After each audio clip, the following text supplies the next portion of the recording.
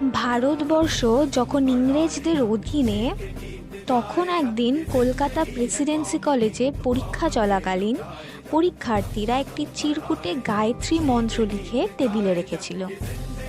একজন ইংরেজ অধ্যাপক সেই চিরকুট দেখে পরীক্ষার্থীদের জিজ্ঞেস করেছিলেন, তোমরা কি নকল করছো? তখন পরীক্ষার্থীরা জানায় যে না, তারা ওই চিরকুটে গায়ত্রী মন্ত্র লিখে এনেছে। এই কথা শুনে সেই চিরকুট ছিঁড়ে ফেলে দেয় এবং বলে এসব কুসংস্কার। ঘটনাক্রমে সেই ক্লাসরুমে উপস্থিত ছিলেন বিখ্যাত উকিল জানকীনাথ বোসের পুত্র সুভাষচন্দ্র বোস। তিনি নাকি কোনো কথা চিন্তা না করেই সেই অধ্যাপককে সবার সামনে মেরেছিলেন। হ্যাঁ, সেই ছেলে আর কেউ না, আমাদের নেতাজি।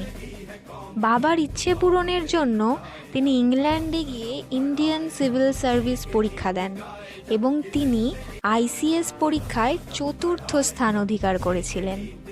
কিন্তু ইংরেজদের অধীনে কোনো দিনই কোনো চাকরি তিনি করেননি এবং স্বাধীনতা সংগ্রামের লড়াইয়ে ব্রতী হন। আমরা আমাদের নেতাজিকে এভাবেই চিনি। সোজা শির দাঁড়ার নাম নেতাজি, অদম্য সাহসের নাম নেতাজি, আমাদের আদর্শের নাম নেতাজি।